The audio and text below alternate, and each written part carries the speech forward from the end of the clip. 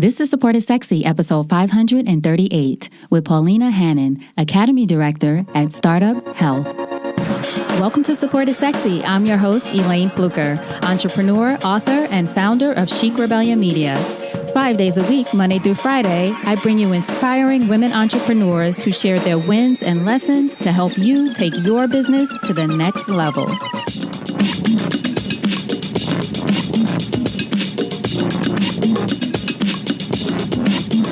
Here we go.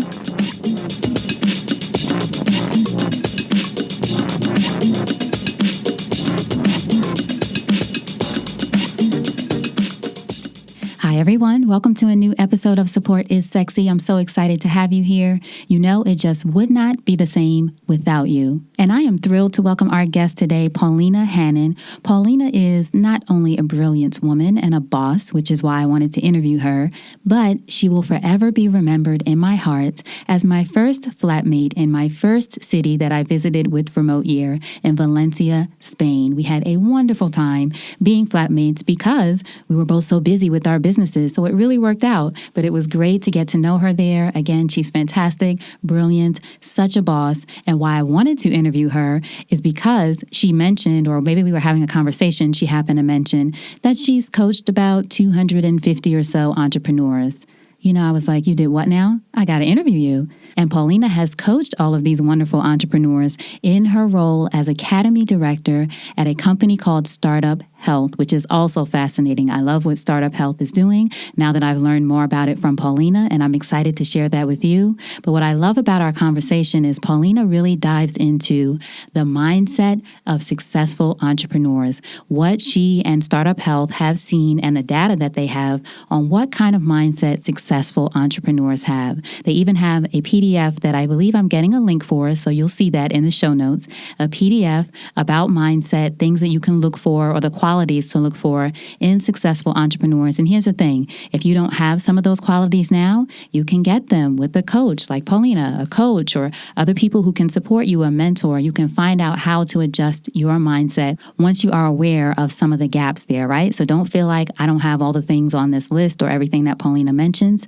There is a way you can learn it. As I like to say now, I just haven't mastered that yet, but you can figure it out. So Polina gives great information about mindset in here. You know, we talk about that a lot. So much of success is about your mindset. She also talks about moonshots and how to discover your moonshot, decide on what your ultimate goal is for your business, and some of the things that you need to consider. So great conversation with Polina. I thoroughly enjoyed it. So now, without further ado, Polina Hanin. Everyone, I'm so excited. I'm here with my roomie in Valencia. Woo. Hi, roomie. Hi, roomie. How are you? I am doing well. We are here with Polina from StartUp Health. She is the Academy Director and the best roomie ever. I haven't had a roomie in I don't know how long, but you're the best. Yeah. That's the best. Right back at you. And Polina coaches entrepreneurs, that's right, at StartUp Health. So she, not even just a few, 200 and something entrepreneurs. 251 companies, 500 entrepreneurs. Good Lord. So you have just a tiny bit of experience with entrepreneurship. A little. Okay. So the first question I ask everyone is, when did you first fall in love with entrepreneurship? It's an interesting question because I don't know if I was ever a conscious falling in love with entrepreneurship. It was just, this is what it is. And it became part of my life. I think my first experience with it was my dad is an entrepreneur. Everything that he has ever done is built up his own business and from nothing. And so that was definitely the first instance where I kind of started to process what it was. But I think when I really fell in love with it was when I realized that what it was that I didn't want to do in life. I definitely had a couple of experiences at large organizations or organizations that were a little slow. And as soon as I processed all of that and that wasn't part of my personality, I started to seek out a lot of organizations that moved faster, where decisions could be made, where you had people who are reacting on gut instinct versus reacting on what somebody told them to do. Mm-hmm. And that was a really compelling merger of feelings that wound up just sticking. What kind of business did your dad have? He is an art dealer and focusing on late 18th, early 19th century applied art, Russian applied art, 20th century as well, actually. And he also started his own porcelain repair shop in St. Petersburg, Russia, which is where we're from. So what was it like for you to observe your dad as an entrepreneur? Did it seem like, did you know that's what it was at the time, even if you didn't have the language, or was it just like, this is what dad does? No, this is just what dad does. Right. Exactly. I don't know if he even would call himself an entrepreneur or a business owner or anything like that. It just, this is part of his existence. And I think that that's what a lot of entrepreneurship is. It's just ingrained in you. This is, you don't know what other way to operate outside of just going towards your own mission, your own vision, whatever it is that you want to do. It's just ingrained. You have no other choice. And that's what over the very many years and the entrepreneurs that we've worked with and that I've had experience with, it's just, it's what they do. You feel pulled by it. Yeah. Absolutely. What was it like? Now, you grew up in St. Petersburg, Russia, right? Until you were 8? So 9, 9, okay. Yeah. So what was a young Polina like growing up in St. Petersburg, Russia? I don't know. Just I was fairly quiet. You were quiet? I know. It's odd. not that you're loud now, but you're clearly a leader now, even though leaders can be quiet. Yeah. But you work with, I say that because you work with so many people and you have to, as an introvert myself, I know give, and then you're like beat at the end of the day. Yes, I am very much kind of an extroverted introvert. I saw some statement somewhere that's like, a type A minus personality. It's like that. You're not like a type A, you're not a type B, you're just like an A minus. Right? I like that. So I think when I was younger, I'm an only child, and so you just have to figure out how to entertain yourself on your own. And I read a lot and played hopscotch by myself a lot. Had to use your imagination. Yeah, I'm like, oh, there's chalk and a street. I guess I will go just jump around through boxes. So yeah, I think that's what I remember from my childhood is a lot of that. I had some cousins around me growing up, and so played with them a bit. But it was just a fairly quaint childhood. When you played hopscotch, were you the one making the rules? Or were you by yourself? Oh, I was by myself. I'm going to give you a hug now. I made the rules how to play by myself. This is how I'm going to do this. Yeah, exactly. So what would you say were your aspirations for when you got older? When I got older, I very much thought, okay, I'm going to be a lawyer in an art gallery or an auction house. Like that was very specific. And I think that that's a trend that has gone on in life where I'm like, this is the thing. Right. This is it. There are no other things. This is the thing that I'm going to be doing. So I was very specific in my approach. And so I said, I'm going to be a lawyer in an art gallery. And so I went to Wesleyan University for undergrad. And there was a program there called College of Social Studies, which is a combination of econ, government history, and philosophy. And most people who graduate from that program go on to be something within either a public policy or a law field, because you have to process a lot of information and distill it down. So I said, this is great. I then worked within the Center for the Arts at Wesleyan, did a lot of PR there, kind of programming related activities, and then took a semester off from college and got a certificate in arts administration from NYU. Like these are going to be all the things that I'm doing. I'm prepped and ready. Right. And then, focused. And then when I was getting my certificate, I was like, I don't know if I really like this whole business of art thing. Maybe I just like art for art's sake and keeping it as a hobby and something that I appreciate versus something that I now need to judge in some way. And then I randomly fell into an internship at a venture capital firm while I was taking that semester off. It was a venture capital firm called Viscoliosi Brothers that was focusing on orthopedic medical devices. And they would take technology from a brilliant surgeon somewhere, form a company around it, and then spin it up and blow it out. And how did you find out or connect with them? Did you hear about it and was like, okay, I'll do that? Monster.com, if you recall that thing. Monster.com, yes. Yes. Even just saying it was that's like an antiquated statement of, like, remember when we used to go to Blockbuster, like, you used to find jobs on Monster.com. Right? Exactly. So they had posted a job opening for associates or analysts who could come in and formulate business plans for 2 companies that they were starting at the time. And I remember my first interview went really well and just convinced someone who would later become my manager that I could process a lot of information and I could write and I could distill things and make sure that they were logically sound. And that all came from my Wesleyan experience. Right.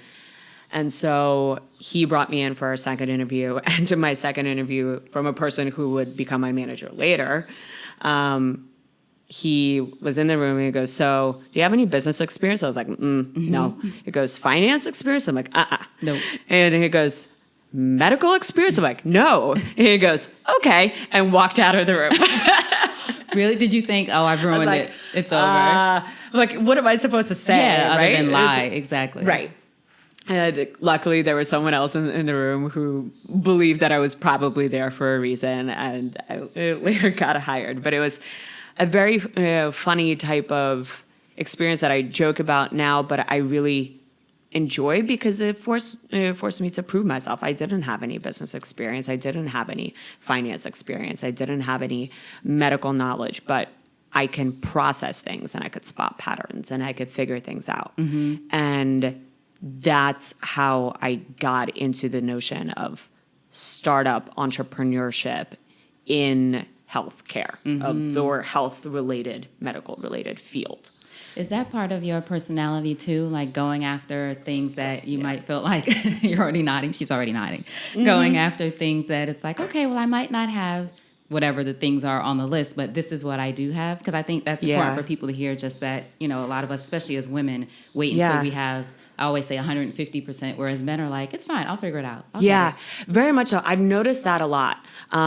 Just in my now many years of working with entrepreneurs of men and women, that women tend to kind of sit back a little bit and exactly as you said, wait until you have all the requisite skill sets that you think you need in order for you to excel at something. I, for better or for worse, maybe it's because of my solo hopscotch days. Right. That's what it all goes back to, solo hopscotch. It does.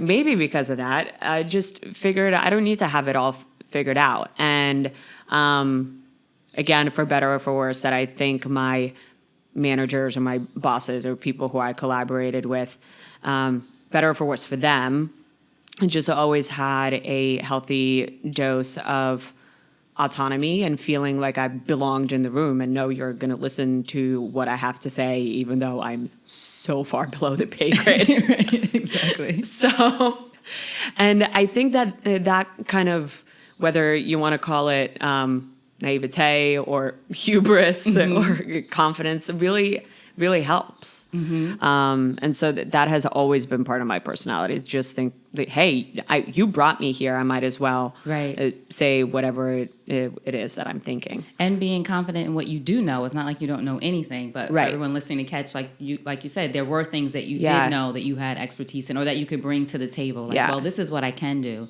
And then proving yourself for the other person. I have zero issue saying that I don't know something. Right. No issue. I'll tell you, I'll figure it out.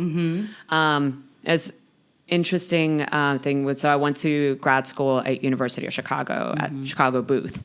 And one of the professors for entrepreneurship, when we were kind of pitching businesses and learning how to do that, learning how to evaluate things, one of the things he said was, if you're in a meeting and you don't know something, it is absolutely okay to say, I'll get back to you on Monday. And that I'll get back to you on Monday thing has been such a great tool because it demonstrates the fact that, one, you don't know something, but you're willing to admit that you don't know it. So it demonstrates that you're coachable, but it also demonstrates that you're able to execute. Now, he's saying you better deliver that thing on Monday. Right. That shows that you're following up on things, that you're following up on your word. And it's once you're able to say to yourself, I don't know, and say it out loud, it's such a freeing thing. So I was going to say the exact same word. It's a freeing thing. And a lot of us think we have to pretend that we know everything and that that's helping us to be in whatever way free or look like the person who knows everything in the room. But like you said, when you can say, I love that, I'll get back to you on Monday, whatever day it is. Whatever it is. Yeah. I'll get back to you on Monday. Yeah. I love that. So tell us then, how did you transition into working at StartUp Health from nearly the beginning, right? Yeah, absolutely. It's a pattern that I think repeated itself was, so when I left Viscoliosi Brothers, I went to grad school because I figured I think I needed a little bit more skill sets that I just didn't have. I picked them up on the job, but just didn't really know about how to truly evaluate a company. When I was at, well, I'll get back to that in a second, sorry. So when I went to school, I said, I am going to be in venture capital in New York City in healthcare. Again, quite very specific. So now we're learning about that hopscotch. Yes. Very specific. These are all the squares. This is what the numbers must look like. Yes. So when I graduated, it's not like there's on-campus recruiting for venture capital jobs. It's something that you get kind of in the moment because there's something available. And so I went back to New York with the notion that I'm going to go and find myself some New York City VC healthcare-y jobs. Now, was it specific to healthcare because of the experience you took? So you knew you wanted to be in that industry? I knew I wanted to be in it because healthcare continues to be such a dynamic field. At that point, it was 2011 when I graduated, and you had this notion of the Affordable Care Act coming up, and all of these things started to really align to make this a fairly dynamic industry. And so when I started to do these informational interviews with venture capital firms, and the more I talked to them, the more I realized that I didn't actually enjoy the life of a venture capitalist.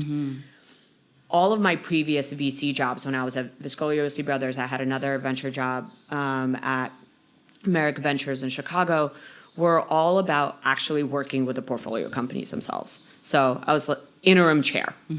Whenever there was a job that needed to be done, I was placed within that chair until somebody was brought in to fill that position permanently. So I've done everything from establish a billables platform to working with distributors across the national distribution network to cleaning instrument sets. So it just a variety of different things at a medical device company.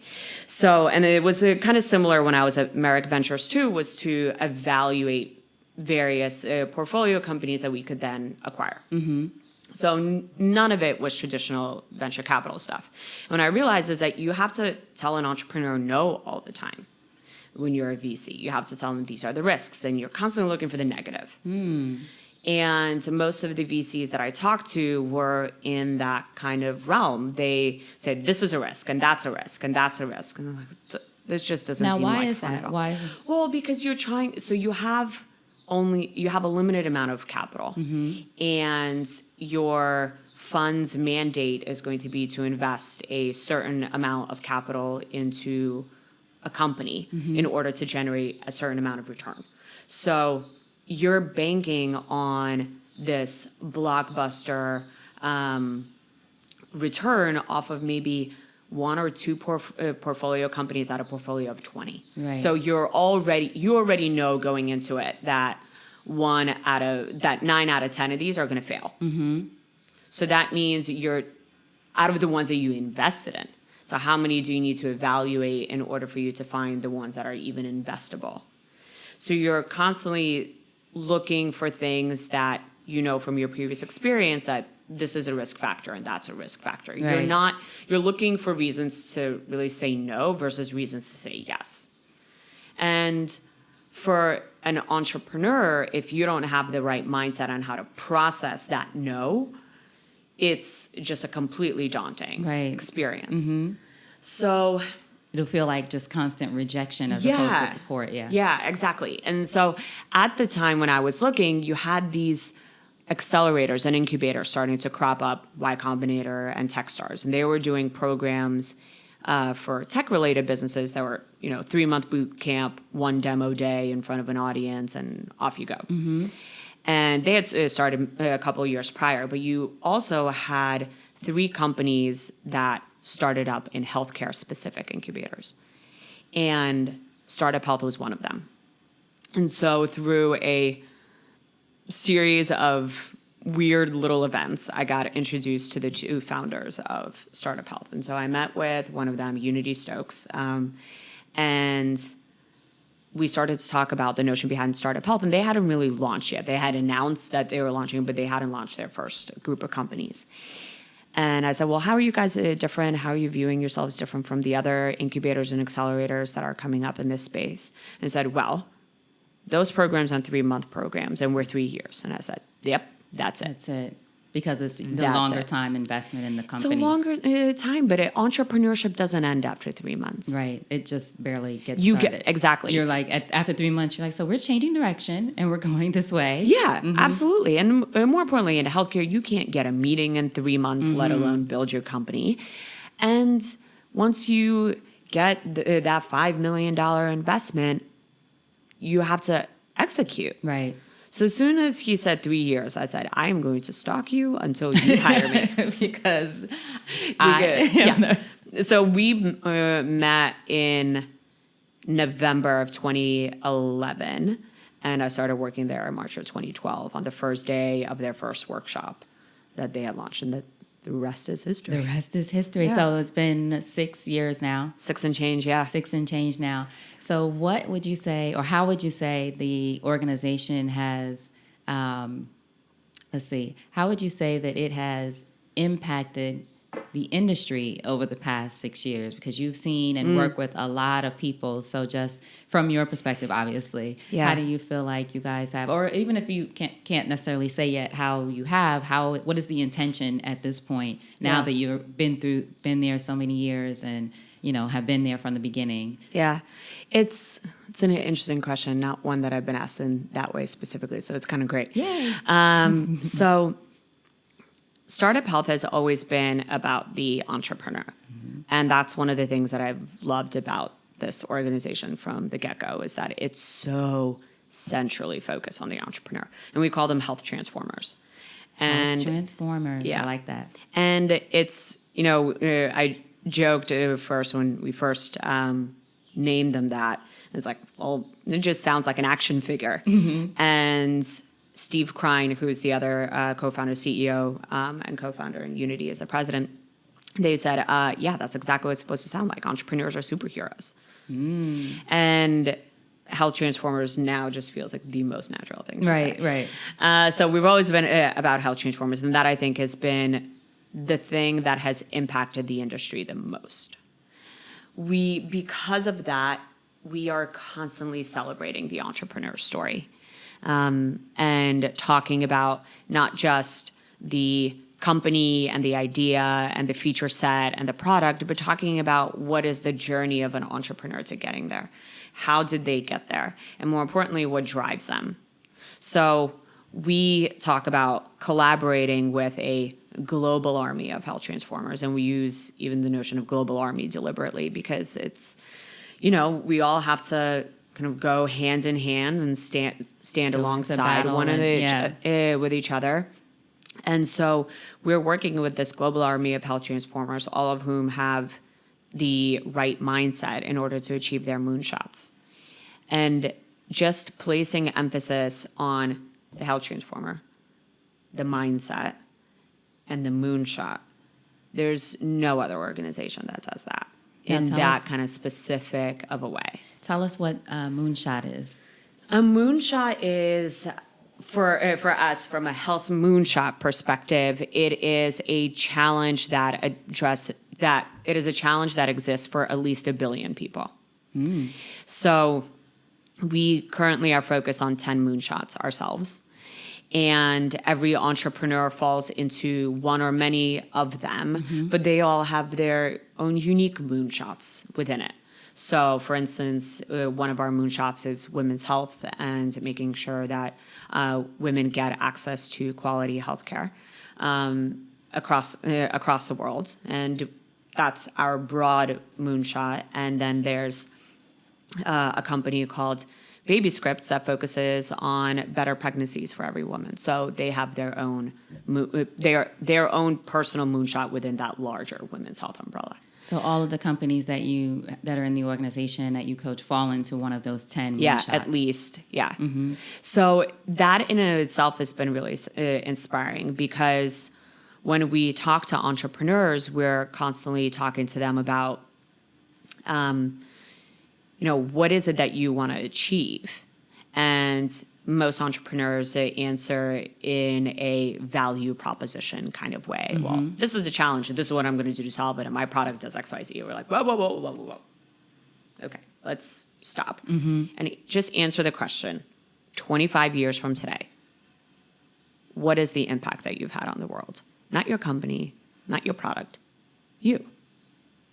And it is a question that is so jarring to many people because they've never really thought about it that way. They never were forced to answer, okay, well, what is this administrative and workflow or data analytic product that they're building, platform? How does that impact people? And it's also, again, a freeing thing for you to think about it that way, because you can pull people in when you start to talk about a broad mission and a moonshot. People will it's supposed to be polarizing. So either you'll attract people or you'll reject people. People will be kind of repelled by it. They won't understand it. They won't like it. Great. You don't need to work with those people. Yeah. You never would have convinced them to work with you in the first place. And that's a good point, too, for everyone listening to catch, because sometimes we try to make everybody love whatever we're doing, right? Or make everybody, even I'm sure for people who are looking for investors, you think, I have to make every investor, because obviously you're trying to raise the money. But like you said, it should either draw people to you or completely repel people, and that's the way you find your people. Yeah, exactly. Like, think about what a magnet does, right? It either attracts or repels, depending on what the polarity is, or something smart. We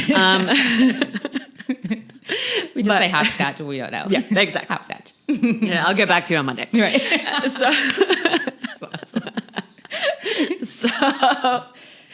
So that, I think, as soon as you're able to realize that if you say something, and again, think about magnets, right? There's weak magnets and there's strong magnets. So weak magnets are neither here nor there. You sometimes don't even know if they're attracting things or repelling things, but strong magnets, you feel it immediately. And you'll see, as soon as you start to say things that are really ambitious, that scare you a little bit, you'll start to see people that are either attracted to that very same thing and will go along for the ride with you, or they're not. And for those that are not, great. That means, as an entrepreneur, the most precious thing you have is time. Many people think that the most precious thing you have is money. And that's not it. It's time. Like, you'll get money, but you're not going to get time back. So get rid of all the people and all the things that you're doing that just waste your time. Talking to people who are never going to say yes to you, or who are going to maybe you to death. Get rid of them.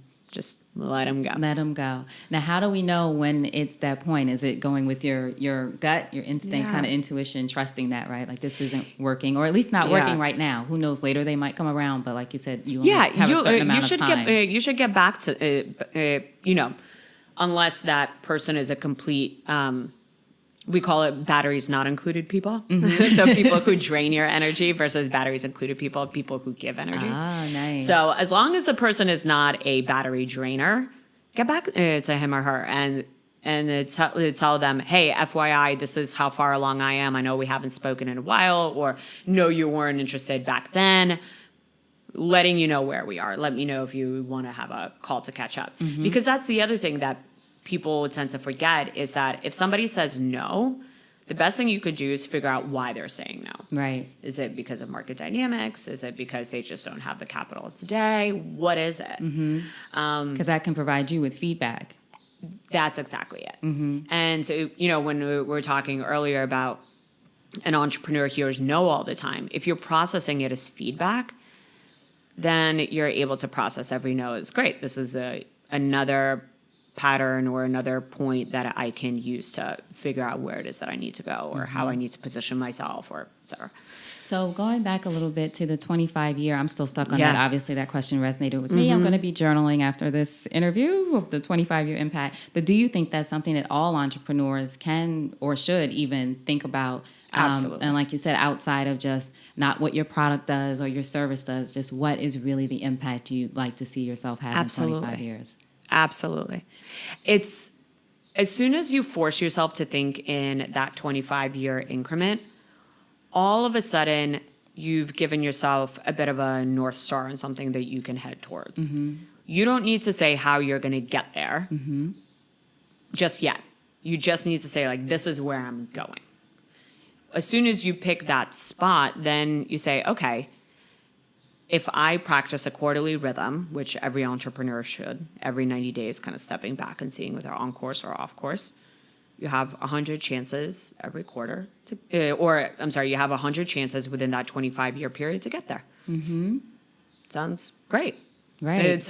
You have so many opportunities to play. And it allows you to figure out as to whether you're in scope or out of scope for different features and different products and different customers that you want to bring in. So does this align to my 25-year impact? Does this align to my moonshot? Yes or no? And if it's a no, then great. You don't need to do it. You don't need to pursue it. I think it's something that every entrepreneur can absolutely have and should. As soon as you start to think to yourself, well, I don't know what my impact is. I'm only thinking in, 2 years or 3 years, or I don't have the cash or the capacity to think in 25 years. You've lost. That means you haven't convinced yourself that whatever your mission is and whatever it is that you're doing is worth pursuing. Right. And I think that's big too, thinking about it outside of what you have right now. Sometimes we judge what our impact will be even 5 years from now. Who knows? I always say you never know what's going to happen in a year. Did we know we were going to be here sitting in Valencia doing this interview a year ago? No. Who knew? I always knew. No. Yeah. I barely knew 2 months ago. I barely knew a few minutes ago because I couldn't get this stupid thing to work. So glad we made it through. So tell me now, how do you guys find the entrepreneurs that you want to work with? At this point, you're at 240. Yeah, we were at 246 like yesterday when we first met. Now we're 251. 251. Yeah. So what makes you all say, okay, this is a company that we want to work with? Yeah. So the first thing that we actually say is this an entrepreneur that we want to work with? So that is a really big distinction for us. Because we work now with the entrepreneurs, not just for 3 years, but for the lifetime duration of their company through every stage of growth. We have to understand as to whether this is an entrepreneur that we want to collaborate with for that as a person. That long period of time. So we host something called masterclasses every month where we talk an entrepreneur through 2 frameworks that we utilize fairly regularly. The first is something that we call a 15-second tear sheet. It is a 1-page document that has all the information, high-level information that anyone ever needs to know on your company in order to make a go, no-go decision of wanting to continue a conversation. So we work through that with the entrepreneurs, coach them on how to write certain things and what to think about and common pitfalls. And then the second, and this is what I think is truly unique about Startup Health, is the notion of a health transformer mindset. So we've codified the mindset of an entrepreneur into 8 different mindsets or buckets, if you will. And we did that after we had about 100 companies. We had some successes and we had some companies that folded, and we said to ourselves, all right, we have 100, we have an index. You have data, right? Exactly. So we might as well start to analyze some of the stuff. And said, okay, is it the market? No. Is it the niche that the entrepreneurs are in that is causing some to excel and others to not? And it wasn't that. Is it the target customer that they're pursuing? Someone is going to be moving quicker or not. That wasn't it either. We analyzed it on all the company attributes and realized that the thing that was consistent across those that were quote unquote breaking out and those that were not is the CEO or the founding team. And so the ones that were breaking out and the ones that weren't had diametrically opposed characteristics about how the entrepreneur behaved and how the entrepreneur thought. And so we codified it into 8 mindsets. And those 8 mindsets across from failure, they go failure to frustrated, conventional, and transformative. We look for the entrepreneurs that have the transformative mindset or that even have the ambition to be transformative in their own right.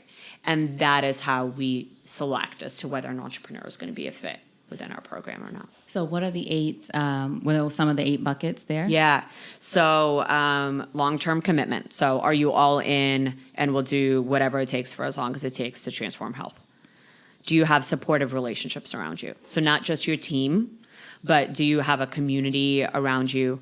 Does your spouse or significant other or your friends, do they support you I'm glad along to hear this support mission? is in there. Exactly. Do you practice a quarterly and a weekly rhythm? Do you have are you confidently ambitious? So are you 100% convinced that your mission and your moonshot is going to work, or do you keep making it more realistic as people say no and you haven't convinced yourself?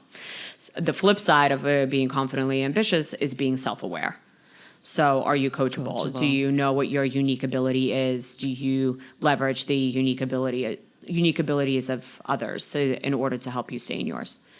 Or do you practice healthy habits, which is a huge thing? I don't know when it became really cool for entrepreneurs to stay up for 36 hours. Yeah, I think it was, and now it's not again. Yeah. People are realizing you're going to flame out. Yeah. So not only having a healthy body, but also a healthy mind, practicing gratitude, making sure that you're taking vacations and not working on weekends, things like that. Are you a value creator? So do you build a future that is bigger than your past? Or do you just think that this is a zero-sum game and you need to hold on to everything that you've built? And then being batteries included. So are you batteries included, adding energy to the room, but do you also have zero tolerance for those who drain your energy? So those are the 8 mindsets that we look at. Now, how would you say that, or what would you say are common mistakes that you see that either the entrepreneurs in the organization that work with you all, or just in general, just from, and it's funny that all of this information kind of goes back to your background of being able to analyze the data and see the patterns and that kind of thing. So are there things that you could share with our listeners that are some common mistakes, even not just in the health industry, just in general? Absolutely. Outside of mindset or even within mindset? I think mindset is the biggest thing. We've seen, companies that were really promising that had revenue and had customers. And as soon as an entrepreneur's mindset is off, you see a precipitous drop. And it's really, really unfortunate. So we see, in terms of kind of common mistakes and things that you can shift, they're actually fairly easy to shift. The first one that I think is the absolute easiest is quarterly and weekly rhythm. So you'll likely see entrepreneurs, and there's a reason why you're an entrepreneur, is because you're never satisfied. So an entrepreneur, therefore, is never satisfied with his or her progress on anything ever. Things need to be moving faster all the time. Right. So a great way to not fall into that gap is to celebrate your weekly wins. Do you talk to people about them? We do something within Startup Health called Positive Focus. So we'll share something positive that happened on a daily basis or on a weekly basis. And it could be something really monumental, or it could be a small little win. And it just kind of makes you feel good that you've achieved something. Right. And what's great about that is that you can look back on it at the end of the quarter and say, like, oh, whoa, we actually achieved a lot. And that goes into that quarterly rhythm component where sometimes I think entrepreneurs feel like if they're busy, it means that they're achieving things. But if you look back, you're like, wait a minute, what was I running around for? Right. What did all of this achieve? And the great thing is that you can always figure out as to whether you're on course or off course. So setting very clear goals for yourself, setting that 25-year mission, breaking it down. Okay, what does this look like 3 years from today? What does this look like 1 year from today? What does this look like what does it look like 1 quarter? And then setting every week with a sense of purpose allows you to see as to whether you're on course or off course. And so it's easy to get off course because you get distracted and there's shiny objects everywhere. Shiny objects, exactly. And so practicing that quarterly rhythm, I think, is really, really critical. And it sounds like recording the wins, however, whatever that looks like, writing them down, because it's not just a casual thing of, oh, I did good today, I was productive. Because like you said, at the end of the quarter, you want to really look back and say, what kind of progress have I made? Yeah, and not even just recording them, but sharing them. So we see one of the easiest things to do that entrepreneurs just do not do is send updates to their biggest champions, to investors or to advisors or to people who will be their champions and who already are, because they're either actually invested in the company or have some form of vested interest.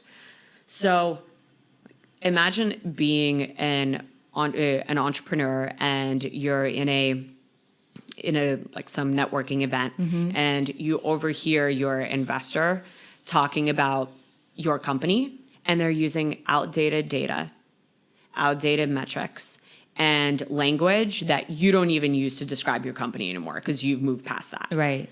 That's all they have. And isn't it frustrating that you could have given that champion, that advisor, that investor the information that they need in order to have these talking points at a networking event or when they're talking to somebody about your company and celebrating the wins that you've had? Right. That's all investors have to go on, is what you send them, particularly angel investors where there's not these, information rights that you have to send something every single quarter. Right.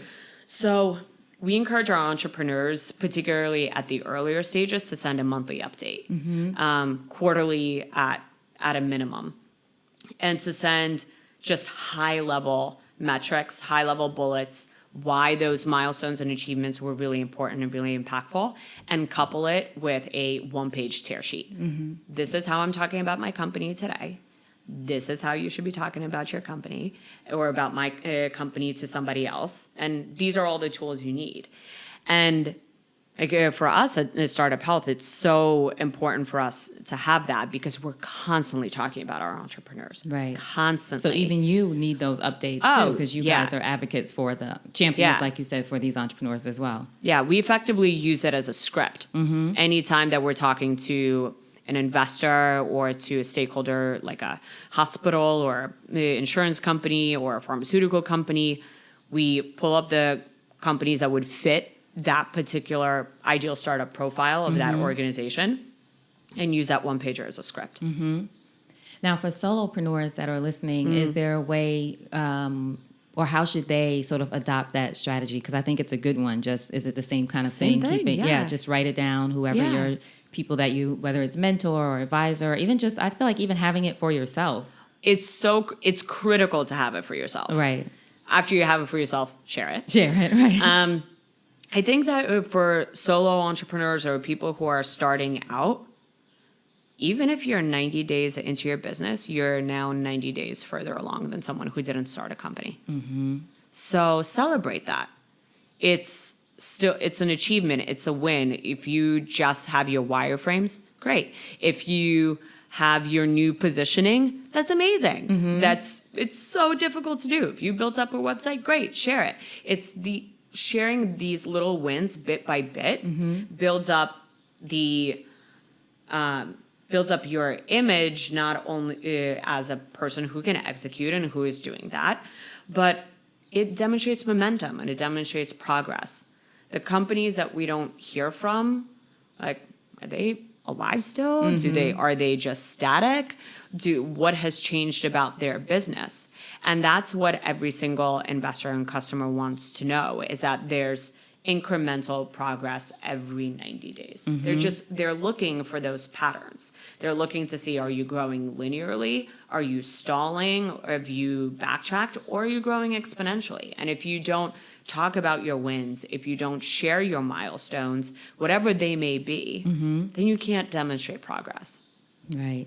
Now, how would people listening get involved with Startup Health if they're interested in, if possible, that we know now the mindset, all the different rules, and I'm sure that's not even all of them, but just have some idea of how, you guys kind of evaluate. But can anyone listening apply who's in that industry? Yeah. So we will, anyone could join our masterclass. You can go to startuphealth.com and sign up for our masterclass. Oh, okay. You don't have to be startuphealth.com. Startuphealth.com. And you fill out a 10-minute mindset audit. So we start out with that right at the beginning. And if you are anywhere within the health and wellness space and you have a platform that is digital in some way or leverages data as its primary mode of action, join the masterclass. So sometimes you may be a little bit early for Startup Health. You may not have a product yet. It's a little early for Startup Health. You may not have a co-founder. That's a little early for Startup Health as well. But otherwise, we will evaluate and work with you and effectively give you the tools that you need in order to come back next quarter or to reapply. So we've had a number of organizations that have done that, where when they first applied, they were a little early. We gave them effectively a roadmap of what you need to do in order for you to get there, and they come back and they're like, "Hey, we've achieved all of those things." I'm like, "Great.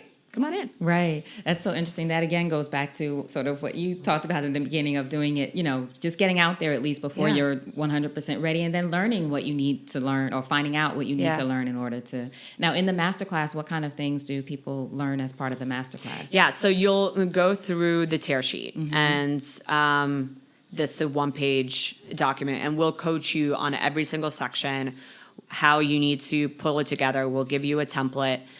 We go through the company mindsets, because there's company-related mindsets too that pertain to every section of the tear sheet. And at the end, that's the document that you submit to Startup Health. But it's also a document that you can then send to anyone else. So it's like basically a coaching session with you guys. Yeah, exactly. So on the session are myself, Steve, who is the CEO and co-founder of Startup Health. He and I kind of run the masterclass along with our other coaches on the team who will give live feedback. So everything that we do within Startup Health is in group form. It's interactive and it's virtual.